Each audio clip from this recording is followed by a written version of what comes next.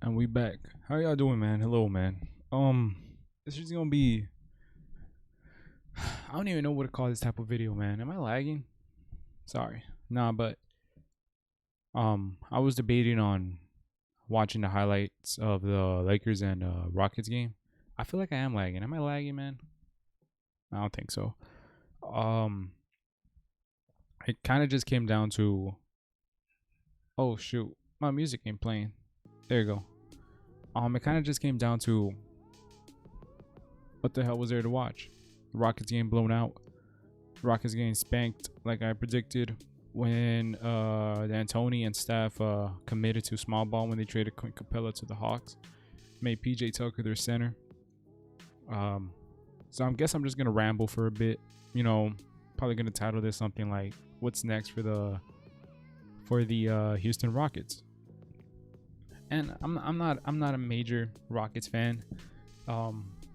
It's kind of hard for me to root for any team in Texas that's not the Spurs, just because I'm a huge Spurs fan. I'll root for any other team in the NBA, but as far as Texas teams go, I'm pretty fixated on the Spurs.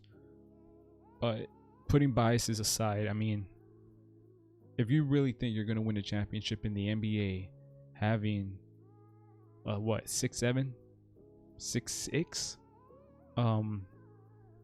player running your center, it's not going to happen. Where your offense relies on chucking up threes, and then chucking up threes. Well, when that's your main priority, every single possession. I don't want to hear nothing about Russ attacking the paint and dishing it out. Like, yeah, but the end result is the same. I mean, quite frankly, if you look at Russ, you look at him throughout the season that he played with the Rockets. You look at him in this series with the Lakers, you can tell, man, this man ain't attacking to score. This man's attacking to create open shots for his shooters. Somehow who the hell was it? Who the hell did the Rockets beat? Am I off the perk? Who did the Rockets beat? I don't know how I'm blanking. But whoever the hell the Rockets beat before the series surprises me. I'm surprised I'm forgetting. I apologize, man. Hold on, man. I'm not gonna continue this video until I find out. Hey, who did the Rockets beat in the 2020 playoffs?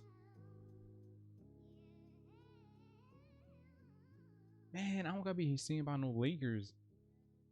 Let me see if I can tell by the standings. Oh, the Thunder. They beat the Thunder. Okay, yeah. That's why Billy Donovan got fired. Not because, Billy Donovan was a great coach this season. He got fired because he wasn't able to adjust. I don't know, did he get fired or released? Whatever. He wasn't able to adjust to the Rockets team. And if you can't adjust to a team that's main priority is shooting, then what are you really looking for? And what are you really thinking about out there? That's the thing that surprises me the most.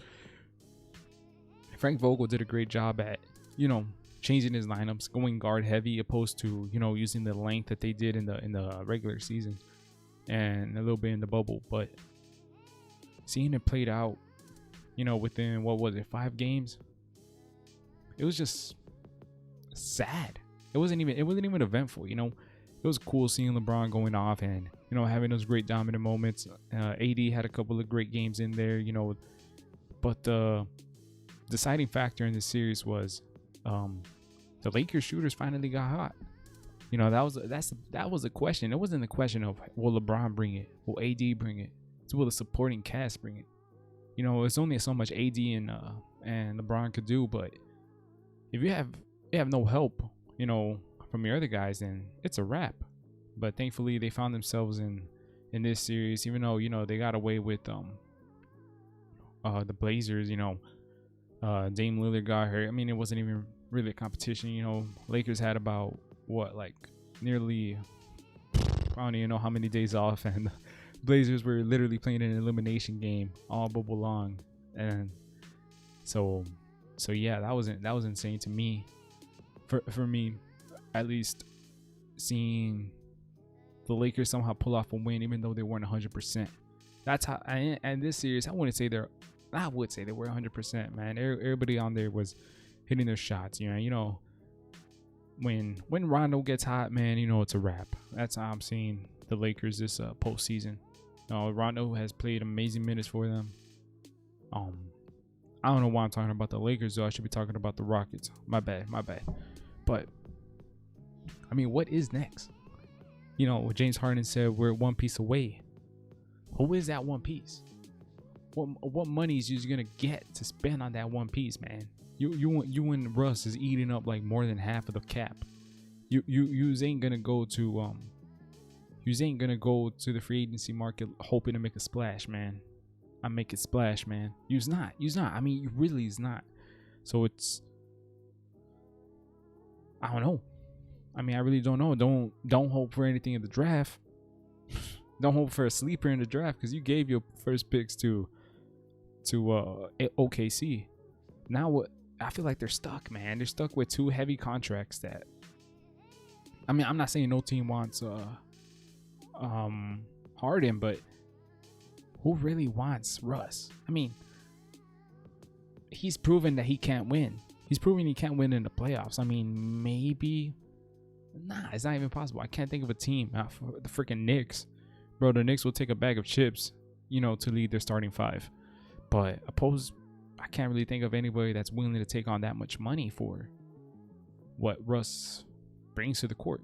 I'm not sharing on Russ. It's just he's proven time and time and then time and another time and time again that he can't perform in it. He can't perform. Not that he can't perform in the playoffs, but he can't will his team to wins. And some say the argument is, well, that was Harden's job this postseason, you know. But Russell was there to get the load off Harden because it was proven last season that Harden can't do it by himself, and the season before that. So Russ was that guy. And I guess that's what bothers me the most is that Russ was given a nice opportunity in Houston. Not that he blew it away, man, but you can tell he just wasn't giving it his all. It was as much Russ-like as possible while not being Russ, man. I don't know how to describe it. I'm not a Russ hater. I'm not a Russ fan. I really don't care about Russell. It's just the fact that he kind of rubs me the wrong way because he talks a lot for not doing nothing, man. Like his statistics, his performance don't lead to wins, and in my opinion, that's what makes a great player a great player. That's how you value talent in the NBA, and that's how you value your stock in the NBA. That's how you value, you know, yourself as a player, man. I could give a darn how many triple doubles you put up, man, but if you ain't winning the chip, you ain't winning the chip, man. And I don't know. The Rockets really gave up a lot for Russ. OKC is chilling. They're in the bag. Hey, CP3 wants to dip. That's all right. They're probably gonna get a nice trade package for him. If not, they're gonna get, you know, his big old contract off the books alongside a couple of picks. I mean, they're pretty much set for the future. You know, they got my man Dort. They got my man Shea. I mean, OKC is pretty solid for the future. You know, they're gonna be rebuilding, hopefully. I mean, that's what we said this year, but Chris Paul's really out. I don't see my man Danilo freaking leading this team to the playoffs. You know, but the Rockets need to really look at, you know, what's really going on, man. Realize taking this season as like a learning factor. Like, all right, this offense ain't working. You know, Mike D'Antoni's out, so hopefully they bring in a coach that is willing to change, is willing to make those substitutions, willing to make those. I mean, hear me out. So the main reason before the season even started, I said, look, man, if D'Antoni is going to continue playing his guys, fix my camera real quick. If D'Antoni is going to continue playing his guys, a short 7 to 8 man rotation, it's a wrap. I mean, before that, this was before Corona happened, and I knew if you're going to have your guys playing 7 to 8 minutes. I mean, 7 to 8 rotations, 7 to 8 guys every night, here day in, day out. They're going to get tired by the playoffs. And Corona happened, man's had a whole break. So I'm like, okay, I'll give them the benefit of the doubt. Because the only reason I didn't think they were going to win is because they would be tired. like James Harden always is. They had all the rest in the world to rest up for the playoffs, and then the same outcome. Win by the 3, die by the 3. Defensively, they probably only played in this entire playoff run. In their entire playoff run, they probably played about a minute and 48 seconds of great defense in that OKC game. That's possibly the only time they ever played defense. I look at their games, man. I'm not capping. That's literally the only time that they're playing defense. And I don't know, man. As a Rockets fan, I'd be really frustrated. You know, you're there every year. You have amazing talent in James Harden. I'm not gonna cap. I like James Harden. I think James Harden's thick as hell. But you know, when your supporting cast, I mean, here's the thing though. The Rockets, I mean, they have great players that, you know, they'll go out there, sit on the wing, hit big shots. But when they's not hitting big shots, they's not gonna win. They's not gonna win. D'Antoni is too stubborn to make rotations. D'Antoni is too stubborn to change his philosophy at this point of his career. I mean, you can't hate on the man. It worked. It worked. About a decade ago. Couple days. Yeah, what? No, not hell no. Like almost 2 decades ago, man. You know, with them Nash teams. But hear me out. You ain't got Nash. You got Russ. And hear me out, man. We're playing in a new era. And I just feel like D'Antoni's it's just not gonna work, man. Whatever team he ends up on. You know, people are saying he's going to the Pels, but good luck, Pels. Good luck, Pels. I mean, you're gonna have a Zion at center for sure if D'Antoni's gonna coach the Pels. I feel like that's just Zion's gonna get. I mean, I don't know, man. I really don't know. I don't like D'Antoni. I just never liked his coaching philosophy. Never liked what he wanted to do on the court. Just never really excelled, you know, throughout his career. Say what you want, man, but it's true.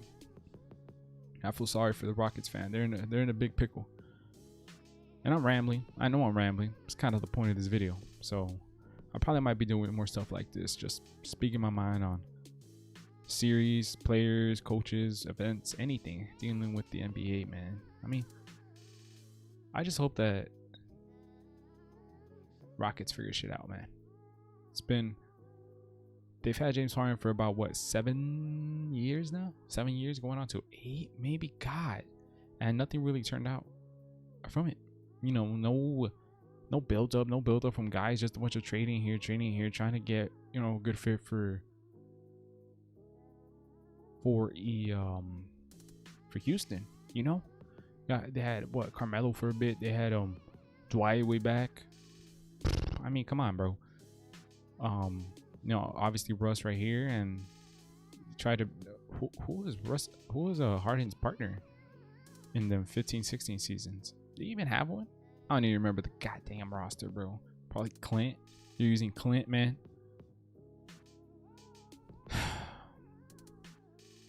It's a shame. It's a shame, man. Shout out Houston, man, but they need to figure something out. I don't even know what to talk about no more, man. I'm probably gonna wrap up this video.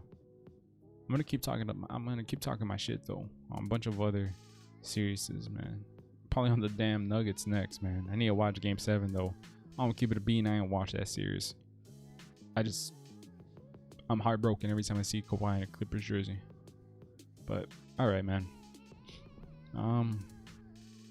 Bye.